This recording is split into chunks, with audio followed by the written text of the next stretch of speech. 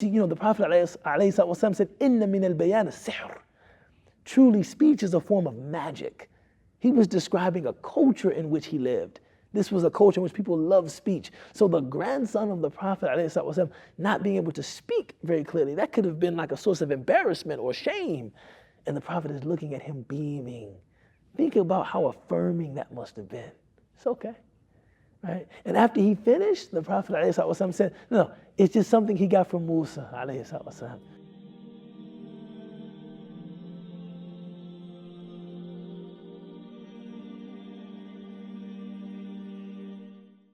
Bismillah ar-Rahman ar-Rahim, wa salatu wa salamu ala rasulih al-Kareem, wa ba'd.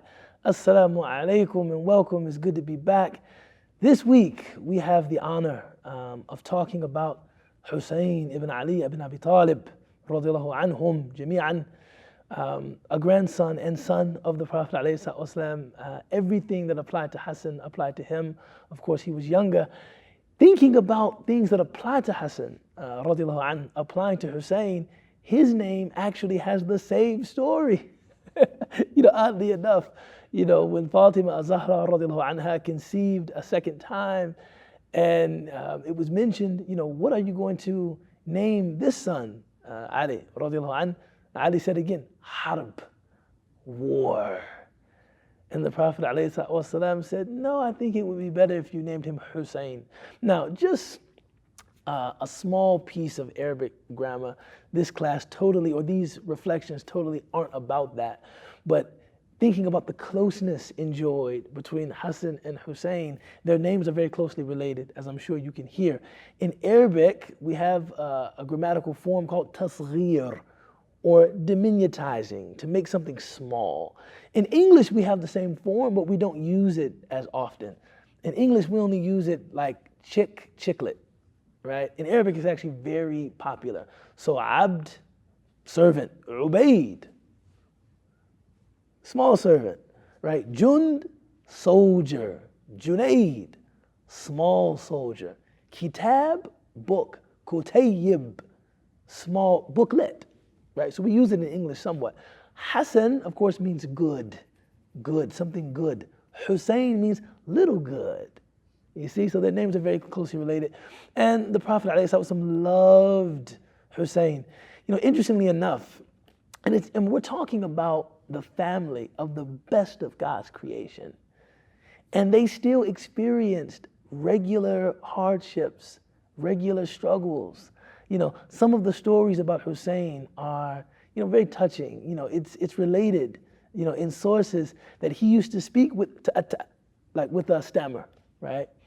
And he was sitting with the companions of the Prophet ﷺ, and they're sitting around the ma'idah, right? They're sitting around the spread. They're in a majlis. They have a sitting, and Hussein is attempting to say something, and he was very young when the Prophet ﷺ passed. So, maybe the age of 4 or 5 when the Prophet ﷺ passed away. So he's attempting to speak and he's getting stuck on his words. It's taking a long time for him to even utter a single sentence. And the companions, radiallahu anhum, they're beginning to get nervous. As someone that has family members who stammer, sometimes, watching someone stammer, it makes you uncomfortable, not because you're impatient, but you wish you could do something to help. And sometimes you're tempted to jump in and finish their sentence, right?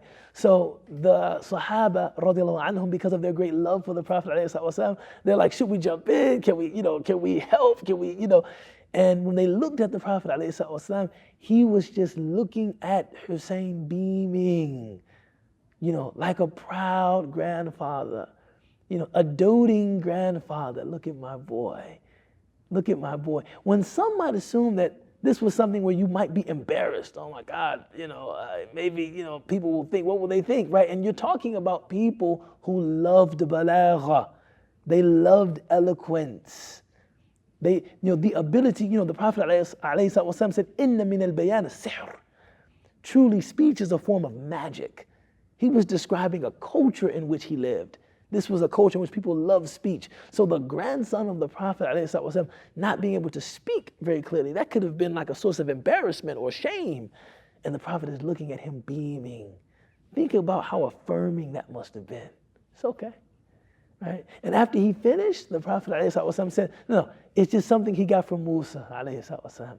Because Musa also had an afatul lisan, right? Musa also had a speech impediment, right?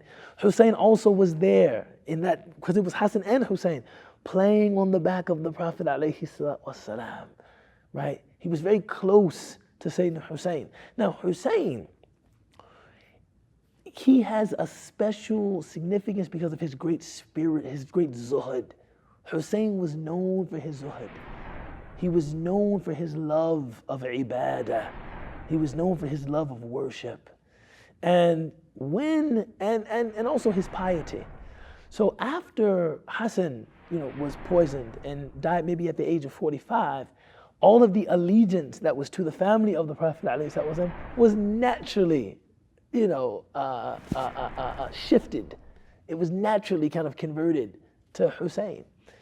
And when Hassan agreed to a treaty with, the leader of the Muslims at that time, with Muawiyah, one of the conditions of the treaty was there will be no hereditary transmission of power. Meaning, when a new leader of the Muslims is going to be elected, that will be done by shura.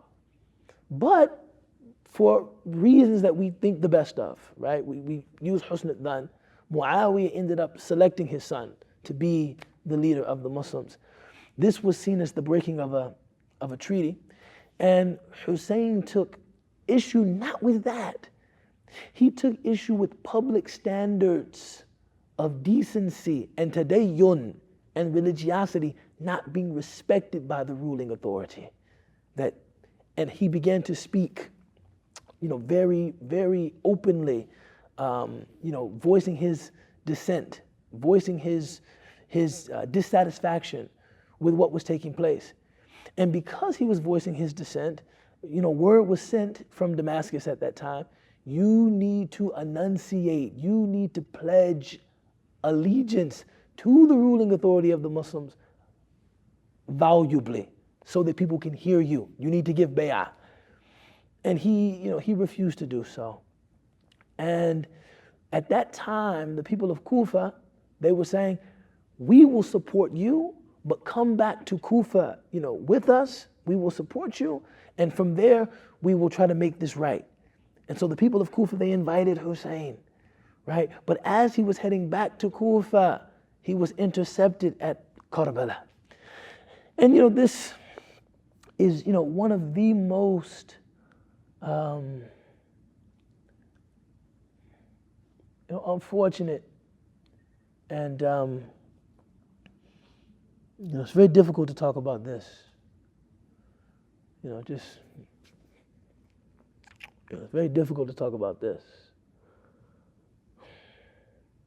But he was,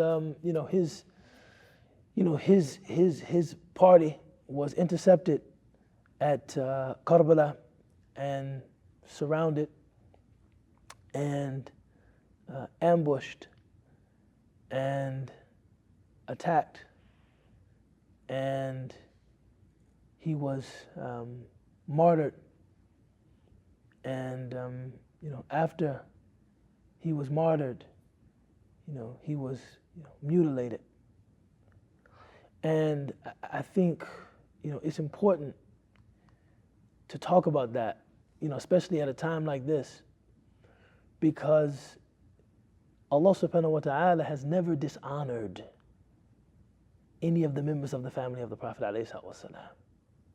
And it's normal to think that if a person dies, of course we don't do janaiz for shuhada, right?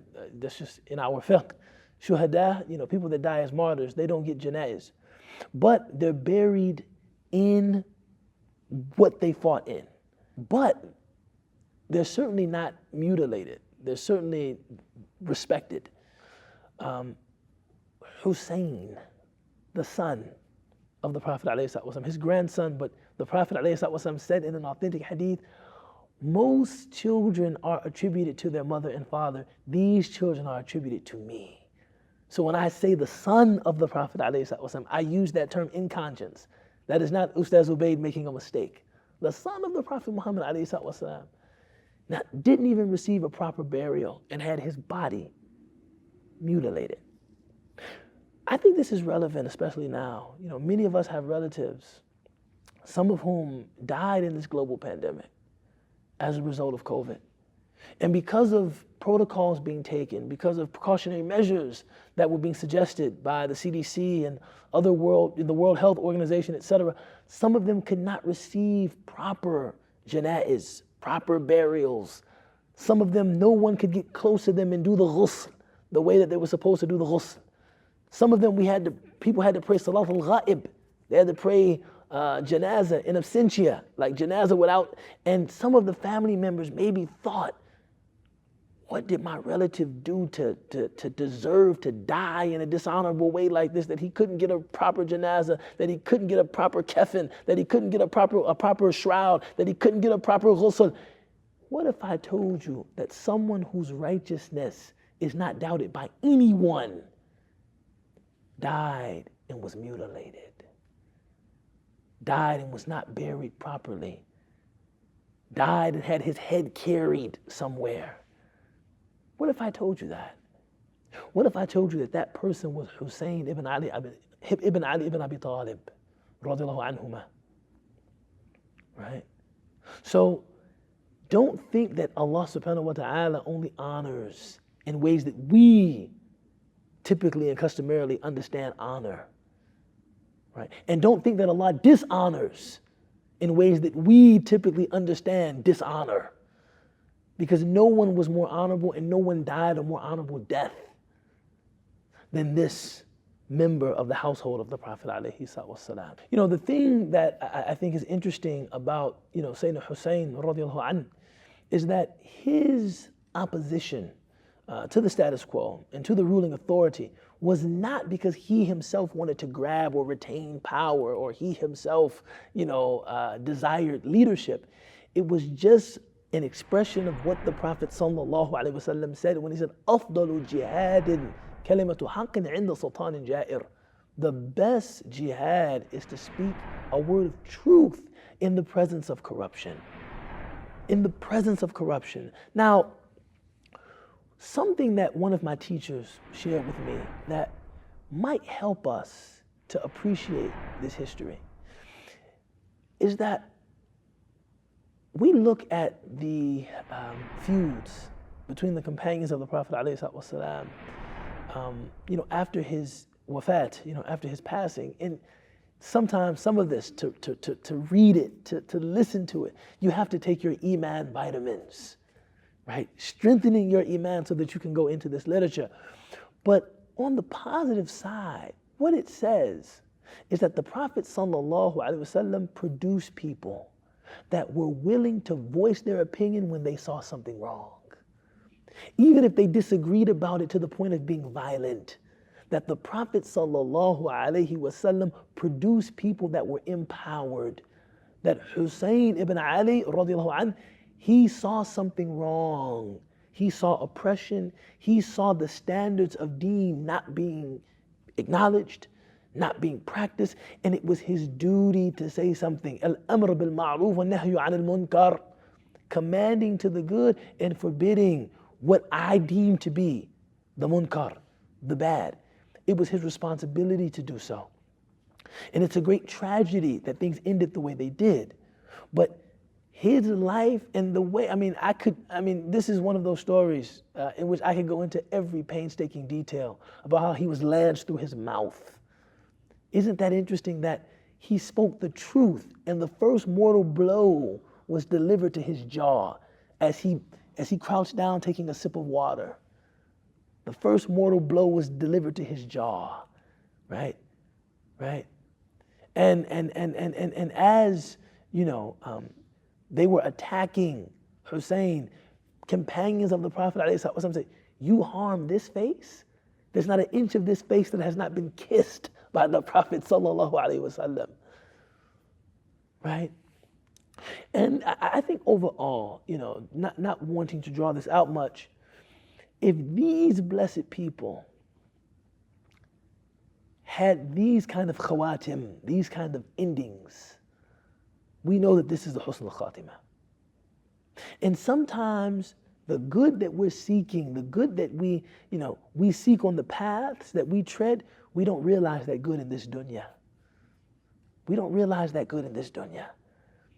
And even though we might look and say, oh my God, that's unfortunate, that is the means by which Allah Ta'ala takes those whom He loves into His mercy as martyrs, as shuhada, right? So yes, Ashura, our brothers of the Shia, they have made Ashura a day of mourning because of the deaths of Hussein, of members of the family of the Prophet ﷺ. 17 members of Ahlul Bayt were harmed at Karbala. So the idea of it being a time of aza, a time of mourning, is something that we as people of Sunnah and community, Ahl Sunnah wal Jama'ah, we identify with that as well. However, understanding that that was the path to martyrdom. That was the path to martyrdom. And those who die as martyrs are not dead, right? We say die because we're saying technically they're alive in the presence of their Lord.